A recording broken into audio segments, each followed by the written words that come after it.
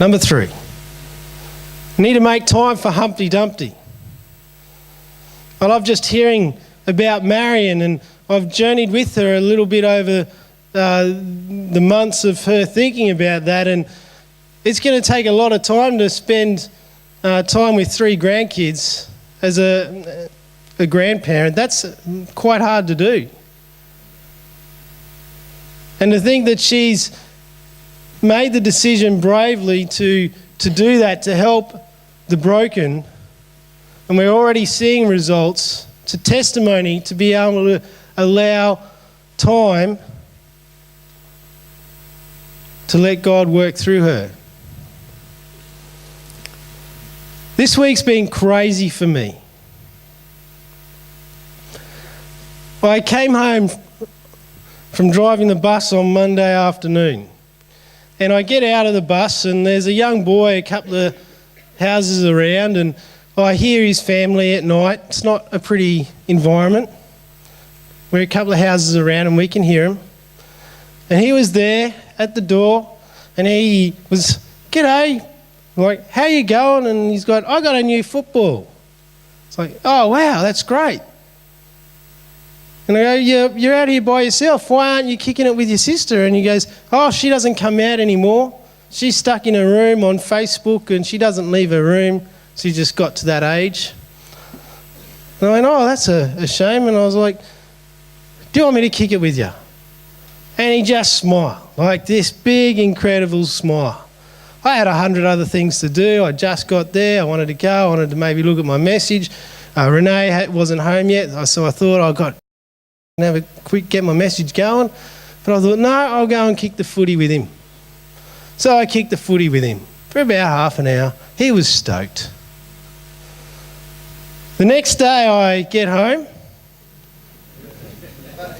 and I nearly fall over him as I'm getting out in the bus because I didn't even see him. He was that quick with his ball. "Can we kick the footy again?" I was like, "Oh man, I'm so tired."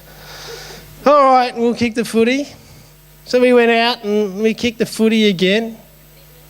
Yeah, good fitness. A lot of fun. Wednesday. You getting the picture now? I wasn't driving the bus this time. I was driving my car. I got home and he was like, there. He's like, "Why isn't the bus here? You're early. You've got more time to kick the footy." I had planned all week to start my message on Monday, and it's now Wednesday and I still haven't started my message. So I kicked the footy. That's right, that is the message. Didn't kick it with him on Thursday. Friday I thought, I've really got to get my message finished.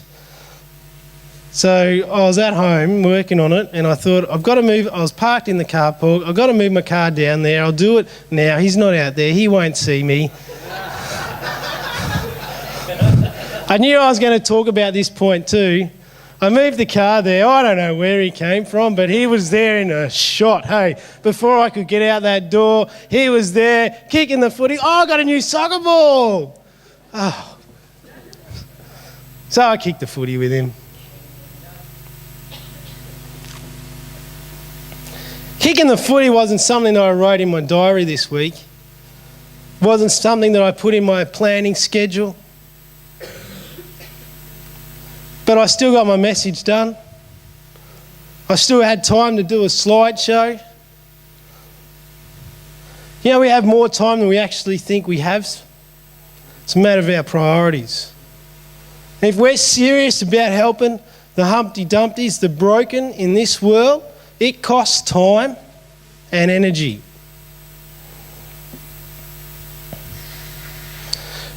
In Luke chapter 10, the Good Samaritan, and I'm sure many of you know it, so I'm just going to tell you the story. There's this guy travelling down the road and he gets beaten up by robbers and stripped and his clothes taken, stripped naked on the ground, bruised, bleeding.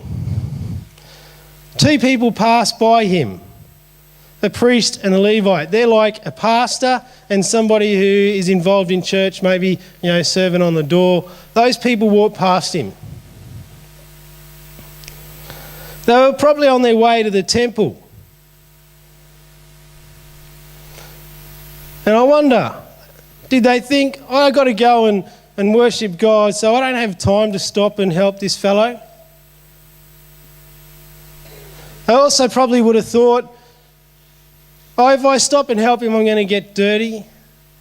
I might also get sick. He might be sick. I might get sick as well. Can I tell you, broken people aren't clean? They're dirty. They might swear. They might come from a rough background. They might be a bit around the collar. They might smell if they drink or smoke. They need the love of God just as much as everyone else. Are you going to get your hands dirty to help the broken? And so a Samaritan came and bandaged him and took him and looked after him. He gave up the time to care for this broken person that was beaten on the ground. And at the end it says, Jesus says, we are called to do likewise, to get dirty, to get amongst the broken.